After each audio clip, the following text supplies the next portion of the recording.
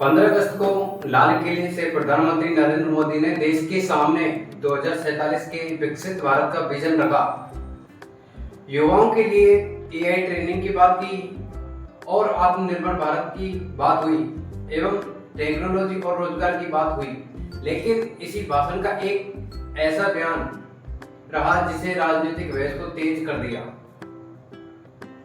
प्रधानमंत्री ने दिमागी नक्सल शब्द का इस्तेमाल किया और आखिर प्रधानमंत्री ने दिमागी नक्सल किसे कहा? जंगलों में हमें हथियारी नक्सलों का खात्मा बुलाने में, उस संकट से देश को मुक्त कराने में सफलता मिली है। लेकिन हथियारी नक्सल तो गए, लेकिन दिमागी नक्सल, ये दिमागी नक्सल मौके की तलाश में है।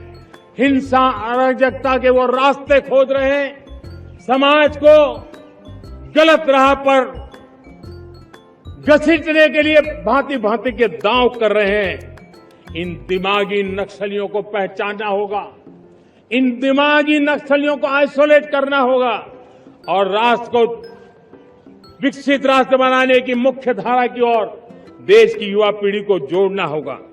क्या इसका मतलब सरकार के खिलाफ सवाल उठाने वाले युवाओं से है? क्या किसी नीति का विरोध करने वाले व्यक्ति भी इस दायरे में आता है? या फिर प्रधानमंत्री का इशारा सिर्फ नक्सली विचारधारा को बढ़ावा देने वाले लोगों की तरफ था? और सबसे बड़ा सवाल, विपक्ष ने इस बयान पर क्या जवाब दिया? आज की इस वीडियो में हम बिना किसी पक्ष का समर्थन किए हुए पूरे मामलों को आसान भाषा में समझेंगे। पहले हम बात करते हैं 15 अगस्त को मोदी ने क्या कहा। 15 अगस्त के मौके पर प्रधानमंत्री नरेंद्र मोदी ने लाल किले से देश को संबोधित किया। भाषण का बड़ा हिस्सा भारत को 2047 तक विकसित देश बनाने के लक्ष्य पर था। फिर प्रधानमंत्री ने युवाओं को एआई, मैन्युफैक्चरिंग, आत्मनिर्भरता और ऊर्जा रक्षा एवं टेक्नोलॉजी जैसे मुद्दों पर जोर दिया। लेकिन भाषण के दौरान उन्होंने नक्सलवाद का मुद्दा भी उठाया।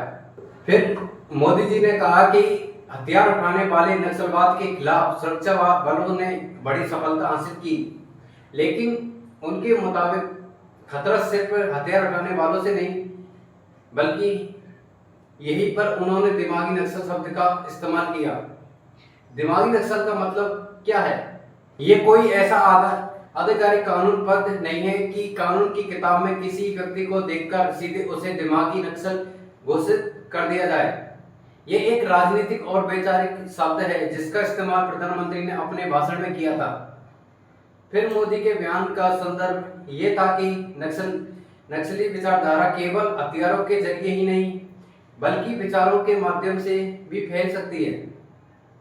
अब उनका कहना था कि ऐसे विचारों से युवाओं को प्रभावित करने की कोशिश को भी रोकना जरूरी है।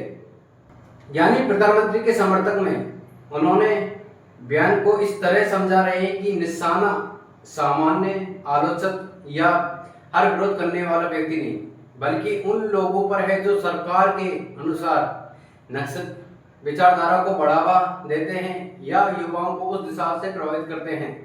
लेकिन यही से विवाद शुरू होता है। फिर आगे इस विवाद के बारे में विपक्षी लोग क्या बोलते हैं, चलो बताते हैं। उनका कहना है कि अगर दिमागी नक्सल शब्द की कोई स्पष्ट सीमा तय नहीं है तो इसका इस्तेमाल किसके लिए किया जा रहा है? मान लीजिए कोई छात्र सरकार की किसी नीति का विरोध करता है, कोई युवा बेरोजगारी को लेकर सरकार से सवाल करता है, कोई नागरिक किसी कानून पर अपनी असहमति जाहिर करता है या कोई व्यक्ति सरकार की आलोचना करता है, तो क्या उसे भी दिमागी नक्सल कह सकते हैं? यही विपक्ष का मुख्य सवाल है। हालांकि ये भी समझना जरूरी है कि प्रधानमंत्री ने अपने भाषण में हर सरकार विरोधी व्यक्ति या हर युवा को दिमागी नक्सल नहीं कहा। फिर प्रधानमंत्री के बयान के बाद विपक्ष ने इस पर तीखी प्रतिक्रिया दी। कांग्रेस की तरफ से कहा गया कि सरकार आलोचना और असहमति की आवाज को इस तरह से शब्दों से निशाना बना रही है। कांग्रेस नेता जयराम रमेश ने प्रधानमंत्री के बयान पर हमला करते हुए इसे उनकी राजनीतिक निराशा से जोड़ देखा। वहीं कांग्रेस नेता बी चिदंबरम ने भी इस बयान पर तंज किया और सोशल मीडिया पर दिमागी नक्सल शब्द को लेकर बैन किया। यानी विपक्ष का सवाल सिर्फ शब्द की को लेकर नहीं था। विपक्ष का सबसे बड़ा सवाल यह था कि सरकार आलोचना और नक्सली विचारधारा के बीच अंतर की सीमा कैसे तय करेगी और क्या लोकतंत्र में सरकार से सवाल पूछने वालों को इस तरह के लेवल से जोड़ना सही है। फिर सरकार का सवाल यह है कि सरकार की तरफ से यह स्पष्ट किया गया है कि प्रधानमंत्री का निशाना हर आलोचक पर नहीं था। केंद्रीय मंत्री किरेन रिजिजू ने कहा है कि दिमागी नक्सल से सामान्य राजनीति आलोचक या सरकार के सवाल पूछने वाले लोग मतलब नहीं है। सरकार का तर्क है कि लोकतंत्र में आलोचना अपनी जगह है, लेकिन हर कोई व्यक्ति हिंसक नक्सली विचारधारा को बढ़ावा देता है या युवाओं को उस विचारधारा की तरफ से ले जाने का काम करता है तो उसे सामान्य राजनीति विरोध नहीं माना जा सकता। यानी सरकार की तरफ से दो चीजों को अलग बताया जा रहा है। पहली, सरकार की आलोचना करना एक बात है और हिंसक नक्सली विचारधारा को बढ़ावा देना दूसरी बात है। तो क्या सरकार की आलोचना करना गलत है? यहाँ एक बात महत्वपूर्ण है। लोकतंत्र में सरकार से सवाल पूछना अपने आप में नक्सलवाद नहीं है। सरकार की आलोचना करना, किसी नीति से असहमत होना या अपनी राय रखना लोकतांत्रिक व्यवस्था का हिस्सा है, लेकिन किसी व्यक्ति पर गंभीर आरोप लगाने के लिए तथ्य और प्रमाण जरूरी होते हैं। इसलिए एक न्यूज चैनल के तौर पर हमें भी ये अंतर समझना चाहिए। मान लो अगर कोई नेता कहता है कि कोई व्यक्ति नक्सली विचारधारा से जुड़ा है तो हमें उसे आरोप या दावा के रूप में बताना चाहिए, तथ्य के रूप में नहीं, जब तक उसके समर्थन में विश्वसनीय प्रमाण न हो, यानी कोई सबूत ना हो।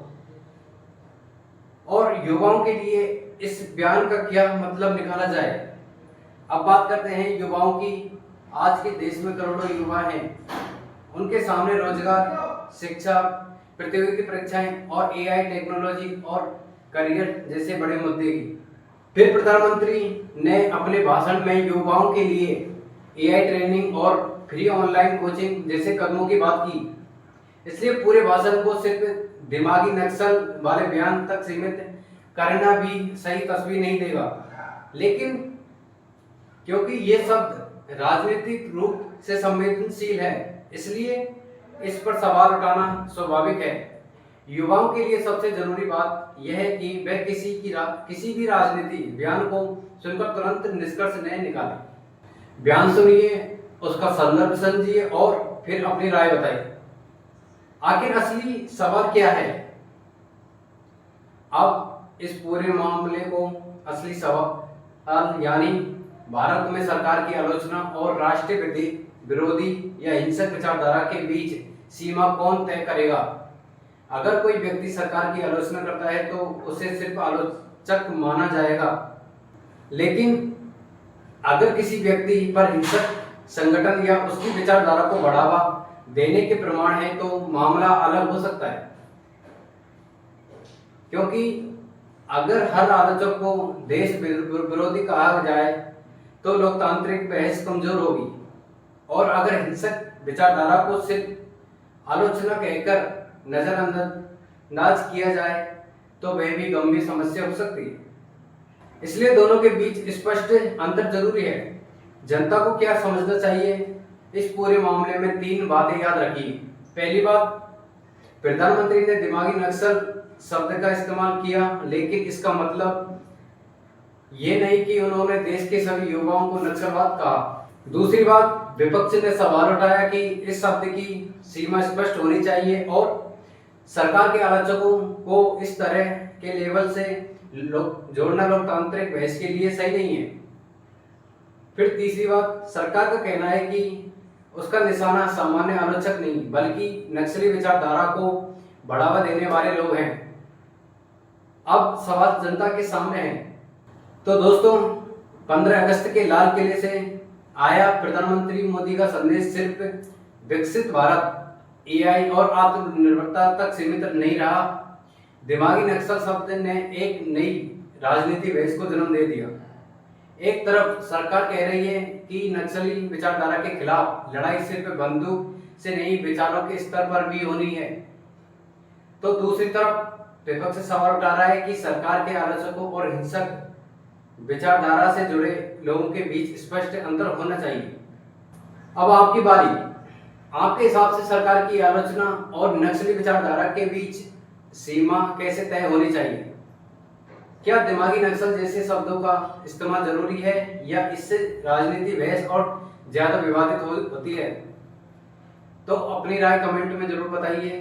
अगर आपको ऐसी खबरें बिना किसी पक्ष के आसान भाषा में समझना पसंद है तो अपना भारत न्यूज 25 को सब्सक्राइब करें और वीडियो को लाइक जरूर कीजिए। मैं मिलूंगा अगली वीडियो के साथ। जय हिंद।